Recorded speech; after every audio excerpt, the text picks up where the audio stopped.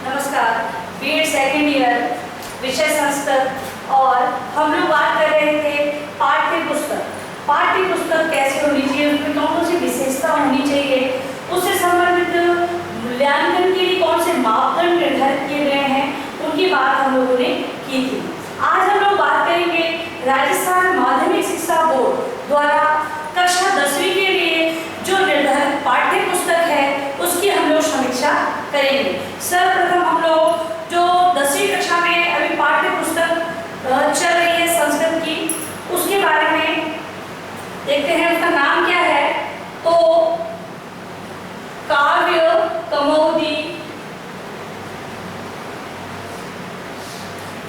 कौमुदी द्वितीय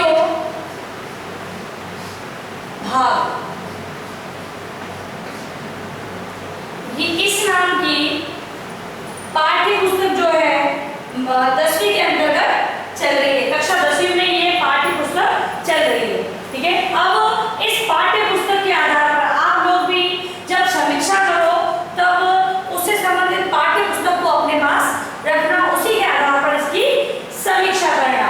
तो वही हम लोग आज जो ये पाठ्य पुस्तक है इसी को आधार मानकर मैंने इस पाठ्य पुस्तक को देखकर उसके बारे में समझकर और ये पाठ्य पुस्तक की समीक्षा आपके सामने प्रस्तुत कर रही हूँ और इसी के आधार पर आपको भी पाठ्य पुस्तक की समीक्षा करनी है। तो फिर आप ध्यानपूर्वक से देखेंगे कि सर्वप्रथम हम देखेंगे, अगर पाठ्य पुस्तक की समीक्षा की बात हम लोग करते हैं तो दो भागों में समीक्षा की जाती है या फिर दो तरह से समीक्षा की जाती है।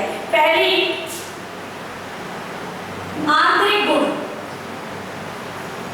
आंतरिक गुण और दूसरा होता है बाह्य गुण। आंतरिक गुण के अंतर्गत जो पुस्तक के आंतरिक जो विषय वस्तु होती है उससे संबंधित जो पाठ होते हैं उसकी समीक्षा की जाती है। बाह्य गुण के अंतर्गत जो किताब है उससे किस प्रकार बनी है, कैसा कागज है, किस प्रकार की प्रिंट है, उसके बारे में बात की जाती है। तो सबसे पहले हम आंतरिक गुण की बात कर लेते हैं। पुस्तक का नाम आप लोगों को सभी को पता चल गया है। तो आंतरिक गुण कक्षा 10वीं की जो पाठ्य पुस्तक है संस्कृत की, उसमें आंतरिक गुण कौन कौन से होने चाहिए और कौन कौन से गुण उसमें है या नहीं है, समीक्षा में हम लोग ये सारी बात करेंगे। तो आंतरिक गुण के अंतर्गत सर्वप्रथम हम लोग देख लेते हैं। सबसे पहली बात पाठ्य सामग्री की दृष्टि से, आंतरिक गुण के अंतर्गत पाठ्य सामग्री की दृष्टि से। अब पाठ्य सामग्री जो किताब के आंतरिक गुण की बात हो रही है, ध्यान रखना, आंतरिक गुण की बात हो रही है। तो पाठ्य सामग्री की दृष्टि से यह पाठ्य पुस्तक कैसी है? तो जो काव्य कौमुदी पाठ्य पुस्तक है वो अगर पाठ्य सामग्री के देखा जाए तो इसमें 15 पाठ दिए गए। कितने पाठ? 15 पाठ, ठीक है। 15 पाठ है। इसमें पद्य, गद्य, अलंकार, अमरकोश, इससे संबंधित मतलब कि पाठ है। पद्य के पाठ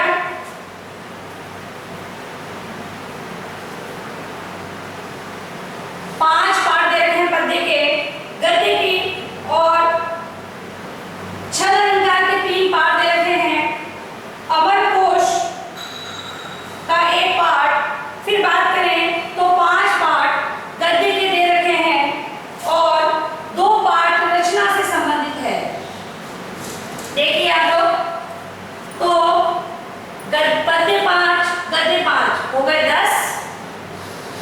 छंद अलंकार से संबंधित 3 पाठ दे रखे हैं।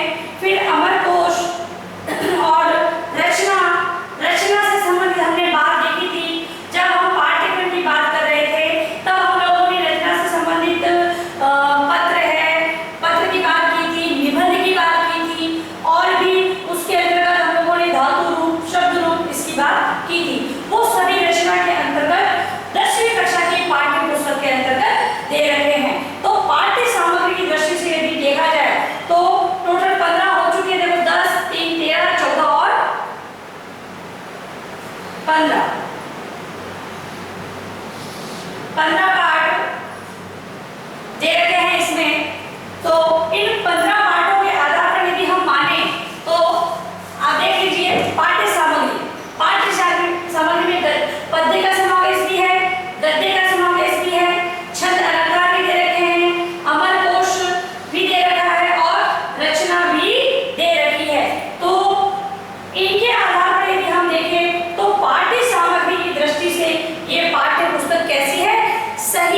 सभी चीजों का इसमें समावेश किया गया है।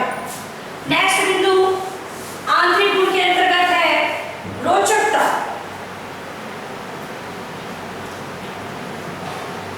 रोचकता, ये पाठ्य पुस्तक है वो रोचक है या नहीं है। तो यदि अगर हम कक्षा 10वीं के स्तर की बात कर रहे हैं तो स्तरानुकूल मतलब कि उस स्तर पर जाकर बालक हैं उन्हें विविधता चाहिए कि वो विविध चीजों का अध्ययन कर सकते हैं। विविधता से मतलब गद्य पद्य है, छंद अलंकार है, व्याकरण से संबंधित जो भी सामग्री है उन सभी का ज्ञान प्राप्त कर सकते हैं, तो आसानी से कर सकते हैं। तो रोचकता के अंतर्गत यदि देखा जाए तो पाठ्य पुस्तक में रोचकता दी हुई है क्योंकि उसमें विविधता है और विविधता है वो बच्चों की रोचकता को बढ़ाती है। तो पाठ्य पुस्तक है वो रोचकता की दृष्टि से महत्वपूर्ण है। नेक्स्ट बिंदु है वो है जीवन से संबंधता। जीवन से संबंधता, क्या पाठ्य पुस्तक कक्षा 10वीं की जो काव्य कौमुदी द्वितीय भाग जो पाठ्य पुस्तक है वो जीवन से संबंधित है? तो अगर देखा जाए तो जीवन से संबंधित उसमें एक ही पाठ दे रखा है, स्वामी विवेकानंद से संबंधित जो पाठ है उसमें वास्तविक जीवन के बारे में वो बताया गया है। पत्ती के अंतर्गत जो दे रखा है वही है, बाकी सारे पाठ है वो वास्तविक जीवन से थोड़े से अलग हैं। इनकी उसमें साहित्य की बात रहती है, साहित्य ज्यादा दे रखा है कक्षा 10वीं के पाठ्य पुस्तक के अंतर्गत। अगला बिंदु है विविधता। जब हम पाठ्य सामग्री की बात कर रहे थे तो हमने विविधता की बात की थी। तो गद्य पद्य और व्याकरण या रचना बोल सकते हैं, व्याकरण या हम लोग रचना कह सकते हैं। तो ये सारी चीजें विविधता को दर्शाती है, मतलब कि पाठ्य पुस्तक में विविधता है इस बात को ये प्रदर्शित करती है। क्या चीज? गद्य पद्य व्याकरण या रचना इस बात को बताती है कि पाठ्य पुस्तक के अंतर्गत विविधता दी गई है। इसी के अंतर्गत आंतरिक गुणों में अगला बिंदु है अवस्था अनुरूप विषय वस्तु। अवस्था अनुरूप विषय वस्तु,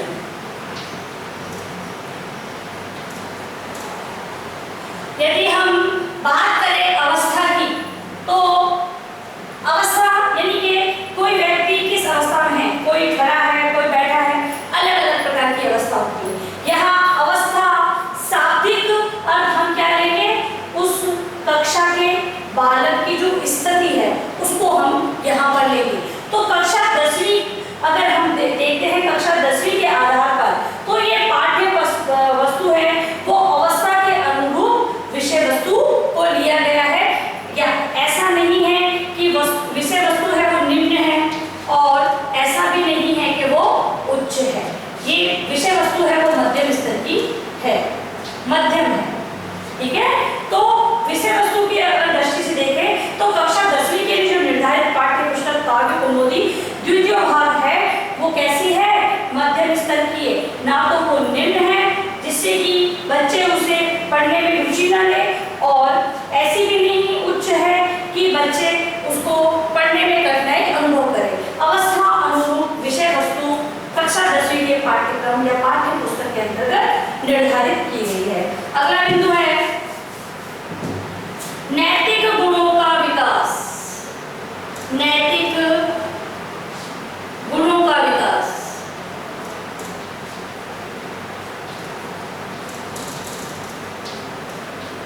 नैतिक गुणों का विकास तो इस पाठ्य पुस्तक के अंतर्गत जो संकलित पाठ है मतलब कि काव्य कौमुदी जो पुस्तक है उसके अंतर्गत जो पाठ लिए गए हैं उनसे विद्यार्थियों का नैतिक विकास हो इस प्रकार के पाठों को सम्मिलित किया गया है और ये सही भी है। पाठ्य पुस्तक की दृष्टि से ये अच्छी बात है। और कौन कौन से गुणों का विकास होगा? सत्य, परोपकार, दया, इस प्रकार के नैतिक गुण हैं।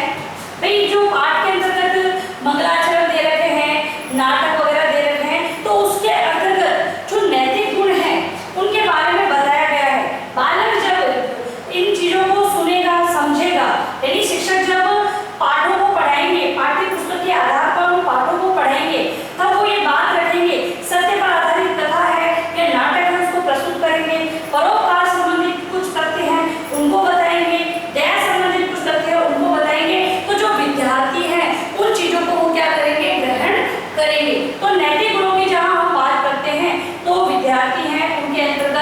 पाठ्य पुस्तक है वो ये सारे गुणों का विकास करती है। सहिष्णुता है, सहिष्णुता, दृढ़ता, जो जो चीजें जो जो पाठ दे रहे हैं, पाठ के आधार पर ये कुछ बिंदु हैं नैतिक गुण वाले, वो मैंने लिखे हैं, जो कि पाठ्य पुस्तक के आधार पर बच्चों में इस प्रकार के नैतिक गुणों का विकास करते हैं। फिर है निष्ठावान, निष्ठावान, ठीक है। तो इस प्रकार से नैतिक गुणों का विकास इस पाठ्य पुस्तक के माध्यम से होता है। तो इसमें ये गुण है। अगला बिंदु है ज्ञानपरक विषय वस्तु, ज्ञानपरक विषय वस्तु।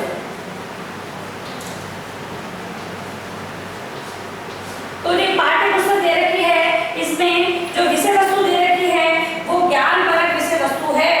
कैसे पता चला? क्योंकि इसमें जो नवीन संदेश हैं, मतलब कि ज्ञानपरक मतलब कि जो ज्ञान दे ऐसी विषय वस्तु इसमें सम्मिलित की गई है। काव्य कुमुदी जो 10वीं कक्षा के लिए पाठ्य पुस्तक निर्धारित है, उसके अंतर्गत ज्ञानपरक विषय वस्तु का सम्मिलित किया है। और जो नवीन ज्ञान है, जो नवीन ज्ञान समय समय पर जो बदलाव होता है उससे संबंधित, मतलब आजकल टेक्निकल युग है तो विज्ञान से संबंधित हो सकता है, और भी बहुत सारी जो विद्या है उनसे संबंधित हो सकता है। कोई भी टेक्निक से संबंधित या तो उस पाठ का समावेश किया जाए, या फिर जो पाठ निर्धारित हैं उनको किस टेक्निक से पढ़ाना है, ये सारी चीजें उससे संबंधित जो ज्ञान है पाठ्य पुस्तक के अंतर्गत दिया गया है। नेक्स्ट है वर्तमान विषयों का समावेश, वर्तमान विषयों का समावेश। तो वर्तमान विषयों को अगर हम देखें तो वर्तमान विषय से संबंधित तो कोई पाठ में समावेश नहीं है। वर्तमान युग को देखें या वर्तमान में चल रही जो शिक्षा प्रणाली है उसके आधार पर अगर हम देखें तो संस्कृत के अंदर कोई भी ऐसा वर्तमान से संबंधित पाठ का समावेश नहीं किया गया है। अब आप कहेंगे विषय वस्तु तो है लेकिन पाठ नहीं है, तो विषय वस्तु ज्ञानपरक मतलब कि ज्ञान तो देने की बात हो रही है। अब कोई भी पाठ है उसका ज्ञानपरक विषय वस्तु दी गई है नहीं दी गई है, मतलब कि जो पाठ है पाठ से संबंधित जो ज्ञान है वो तो दे रखा है, मतलब कि कोई भी पाठ वो अभी हम बात नवीन वो वर्तमान से संबंधित टॉपिक की बात इसमें नहीं कर रहे हैं, केवल ज्ञानपरक विषय वस्तु दे रखी है इसकी बात कर रहे हैं। तब तो ये दे रखी है कि वो ज्ञानपरक है, ज्ञान देने वाली है, ज्ञान से संबंधित है, टीचर उसे और अच्छे तरीके से पढ़ा सकता है, इससे संबंधित जानकारी भी दे रखी है। उसमें अभ्यास से संबंधित भी बता रखा है, शिक्षक से संबंधित, विद्यार्थी से संबंधित जो अभ्यास है वो सभी दे रखा है। लेकिन जहां हम बात करते हैं वर्तमान विषयों की, तो वर्तमान से संबंधित जैसे पर्यावरण विषय हो गया, इससे संबंधित कोई पाठ संस्कृत की जो पाठ्य पुस्तक है उसमें नहीं दे रखा है। इसी को कंटिन्यू आंतरिक गुण के अंतर्गत नेक्स्ट है भाषा। भाषा कैसी होनी चाहिए पाठ्य पुस्तक की? मतलब कि भाषा ऐसी हो जिससे मतलब कि ऐसे साहित्य जो साहित्यिक भाषा है उसका प्रयोग कक्षा 10वीं की पाठ्य पुस्तक में नहीं किया जाना चाहिए, क्योंकि जो साहित्यिक भाषा है वो थोड़ी कठिन होती है बच्चों के लिए। संस्कृत भाषा है, मैं पहले भी कह चुकी हूँ, मातृभाषा नहीं है, इसीलिए उन्हें समझने में कठिनाई होती है। तो जो साधारण शब्द है उन्हीं का प्रयोग इस पाठ्य पुस्तक के अंतर्गत किया गया है, जिससे कि बालक उस पाठ्य पुस्तक को आसानी से पढ़कर समझ सकते हैं। तो भाषा की बात करें तो वो बहुत ही सहज दे रखी है। फिर बात आती है शैली। तो शैली के अंतर्गत जो पाठ्य पुस्तक है वो कथात्मक,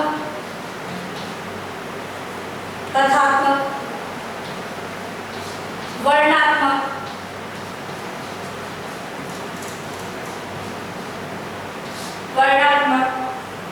फिर है संवादात्मक। इन सभी प्रकार की शैलियों का उपयोग किया गया है जो कि एक अच्छी पाठ्य पुस्तक की दृष्टि से सही है। ठीक है, अब नेक्स्ट जो है, अब हम बात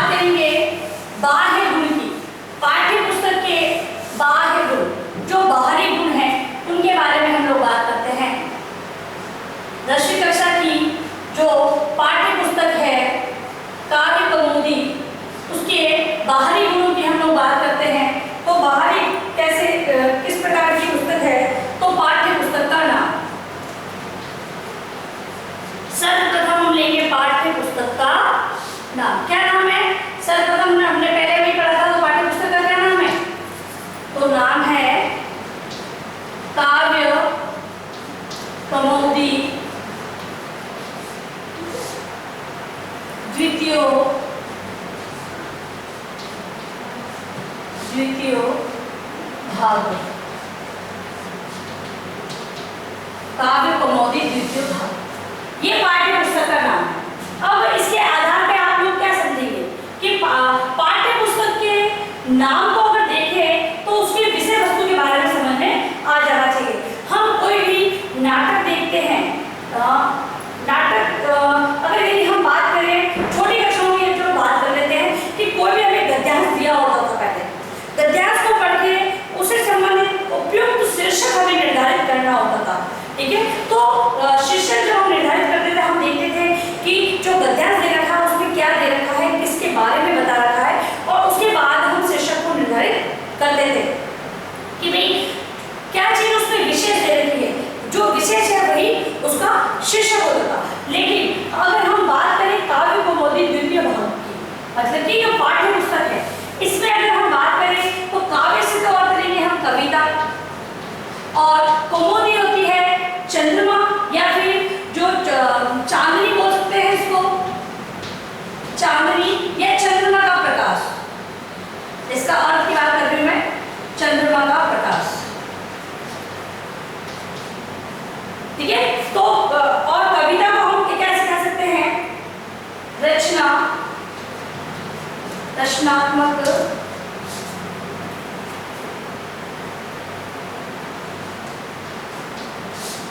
रचनात्मक कह सकते हैं हम इसको, काव्य को कविता कहते हैं, रचनात्मक भी कहते हैं। तो अगर यदि हम इन चीजों की बात करें तो अगर ऑल ऑफ देखें हम लोग तो काव्य है वो प्रकाशित हो रहा है, या फिर जो रचनात्मक काव्य है या रचनात्मक काव्य है वो चांदनी के समान प्रकाशित हो रहा है, इस प्रकार से कोई टॉपिक बनता है। और यदि अगर हम विषय वस्तु की बात करें तो विषय वस्तु में केवल काव्य थोड़ी ना है, विषय वस्तु के अंतर्गत तो गद्य पद्य व्याकरण से संबंधित सारे पाठ दे रखे हैं। तो यदि अगर हम बात करें शीर्षक की, तो शीर्षक है वो पाठ्य पुस्तक में जो विषय वस्तु है उससे संबंधित थोड़ा कम दिखता है या कम समझ में आता है। जब हम हमारे समय में बात करते हैं संस्कृत की, तो संस्कृत हमने 6th क्लास में आकर पढ़ी है संस्कृत। आजकल बालक फर्स्ट क्लास से संस्कृत पढ़ रहे हैं, हमने 6th क्लास से पढ़ी। तो हमारे 6th क्लास में जब संस्कृत हम पढ़ते थे तो जो पहली किताब थी संस्कृत की, तो उसका नाम था संस्कृत सोपानम, संस्कृत सोपानम मतलब संस्कृत की सीढ़ियां, संस्कृत की सीढ़ियां। किस प्रकार संस्कृत को सीढ़ी दर सीढ़ी मतलब स्टेप बाय स्टेप हम किस प्रकार चढ़ सकते हैं या स्टेप बाय समझ सकते हैं, वही चीज है। तो इस पाठ्य पुस्तक के आधार पर हम मान सकते हैं कि संस्कृत सोपानम का जो शीर्षक निर्धारित किया गया है वो सही है। और अगर अर्थ की बात करें, विषय वस्तु की बात करें, तो जो पाठ्य पुस्तक 10वीं की पाठ्य पुस्तक है उसका जो शीर्षक है वो थोड़ा कम समझ में आता है विद्यार्थियों को। तो पुस्तक के नाम के अनुसार जो पाठ्य पुस्तक है उसको निर्धारित नहीं किया गया है विषय वस्तु के आधार पर। फिर नेक्स्ट है पाठ्य पुस्तक का आधार। पाठ्य पुस्तक का आधार आप लोग के सारे बिंदु अपने पास में लिख कर रखें, क्योंकि जो आपका सेशनल वर्क सत्रीय कार्य जो आपको दिया जाएगा इसी के आधार पर दिया जाएगा। समीक्षा वगैरह आप लोगों को सेशनल में दे रखी है, तो आप लोग इसको ध्यान से पढ़ें और लिख भी लें, ताकि जब आपको समीक्षा संबंधित सत्रीय कार्य दिया जाए तो आप आसानी से कर सको। अब है पाठ्य पुस्तक का आकार। अब आकार कैसा होना चाहिए, इस तरह अनुकूल होना चाहिए, और इस तरह अनुकूल है भी। जो संस्कृत की 10वीं कक्षा की पाठ्य पुस्तक है वो इस तरह अनुकूल उसकी जो आकार है वो है। अगला बिंदु है कागज। कागज है, कागज की दृष्टि से यदि हम कक्षा 10वीं की काव्य कौमुदी द्वितीय भाग पाठ्य पुस्तक को देखें तो कागज की दृष्टि से वो अच्छी है। आपको पूरा लिखना है, पाठ्य पुस्तक कागज की दृष्टि से अच्छी है। अगला है मुद्रण। मुद्रण मतलब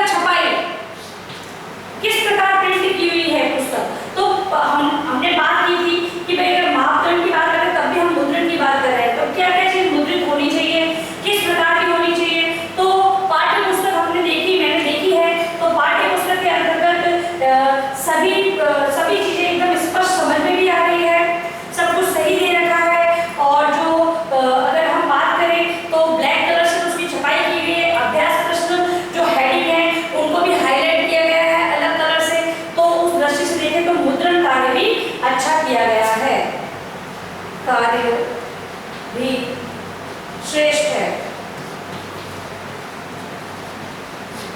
अगला बिंदु है चित्र।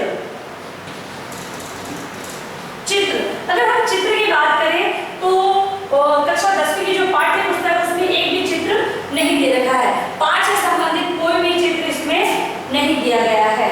पाठ से संबंधित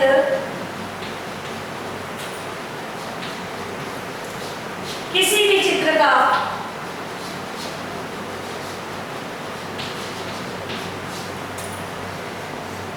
समावेश नहीं किया गया है,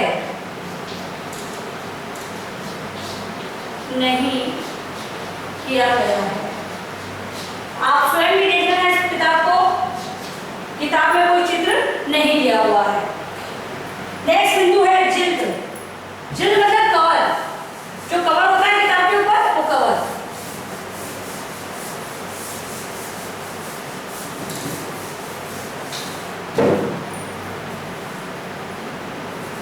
जिल्द,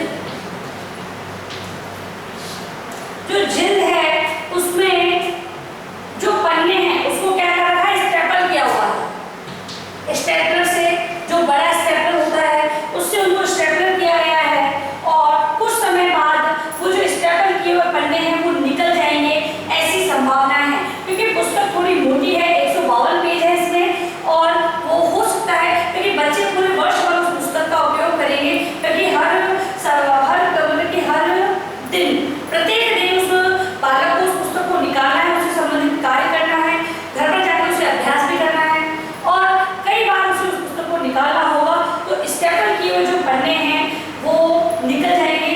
अगर हम बात करें जिल्द की तो मजबूती से जिल्द नहीं की गई है, तो केवल स्टेपल ही किया गया है,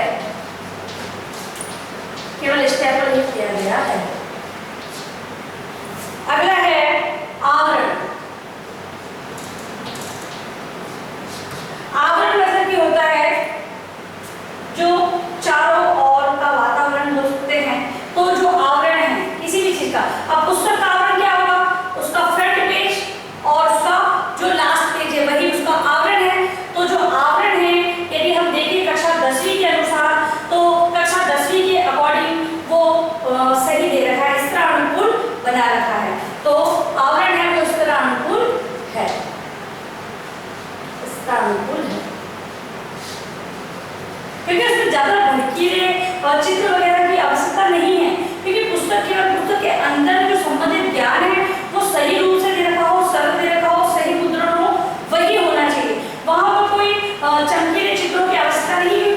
बच्चा 10वीं कक्षा में है, उसे संबंधित विषय वस्तु से संबंधित ज्यादा चीजों की आवश्यकता है, उसे कोई चित्र वगैरह की कोई ज्यादा आवश्यकता नहीं है। तो आवरण तो उसके स्टार्ट है। नेक्स्ट है परिचय।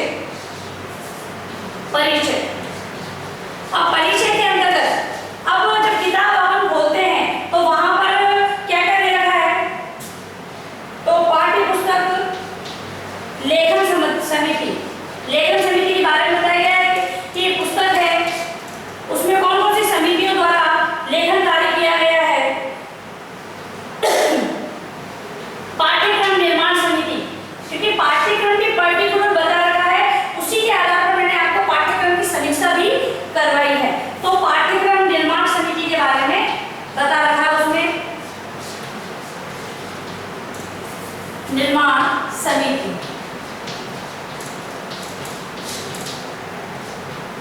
और तीसरे नंबर पर जो दे रखा है शब्द द्वयम, मतलब कि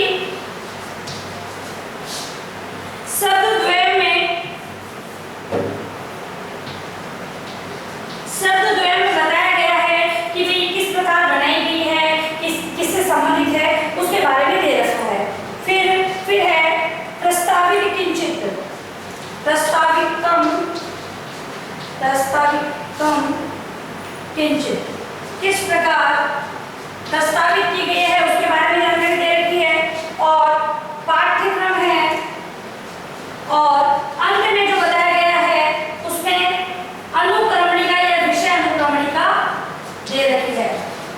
इस प्रकार परिचय की अगर हम बात करें तो 5 बिंदुओं के माध्यम से बताया गया है। उसमें लेखन समिति,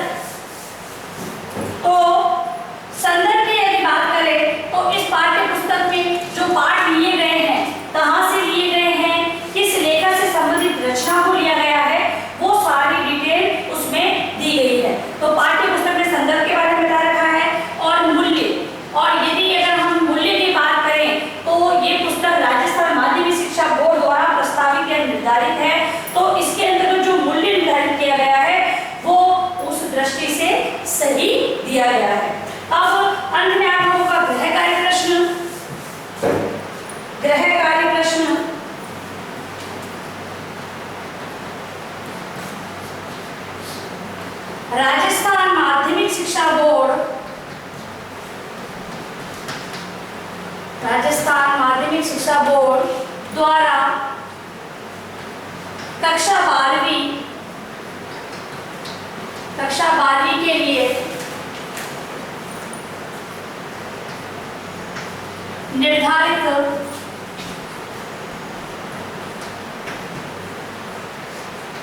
संस्कृत